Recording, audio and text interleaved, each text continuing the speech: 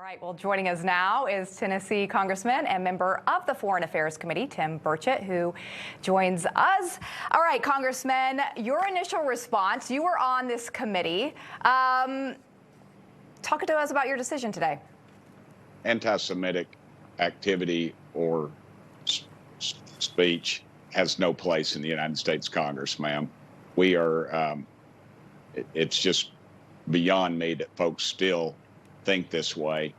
And then it even further inflames the fires when the Democrats circle the wagons on a member who has clearly said some very anti-Semitic things, said 9/11, some people did some things.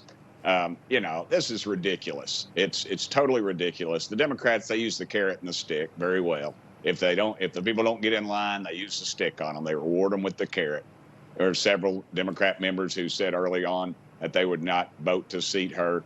And of course, you know, they circled the wagons, and they did. But this is all just a show. She does not need to be on the Foreign Affairs Committee. We don't need to be representing that kind of viewpoint to the world, which is exactly what the Foreign Affairs Committee does. They do more traveling. We are privileged to be briefed on some very top secret things dealing with issues all around the world. And that is the wrong message we need to be sending to our friends and our enemies.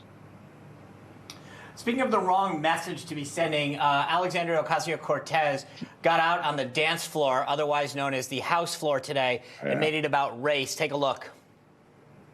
Don't tell me this is about consistency. Don't tell me that this is about a condemnation of anti-Semitic remarks when you have a member of the Republican caucus who has talked about Jewish space lasers and an entire amount of tropes, and also elevated her to some of the highest committee assignments in this body. This is about targeting women of color in the United States of America.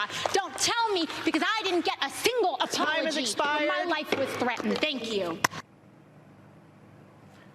I mean, I was a little, I mean, she's got some moves. I didn't realize that the House floor had become a dance floor. But I think the thing that was interesting to me is last cycle, when they kicked off two of the members of the Republican conference from committees, they didn't seem to worry about one of them being a female member. Now, of course, it's about race and gender. Yeah, Omar voted to kick Marjorie Taylor Greene off the committee over something that she had said prior to being in Congress. This is just ridiculous. This is all showmanship. They're going to raise a bunch of money on the internet. The left wing, the Marxists, all of them will be, you know, they'll be sending them, they'll be showering them with money this weekend. I'm sure that you'll see that on all their fundraising tapes.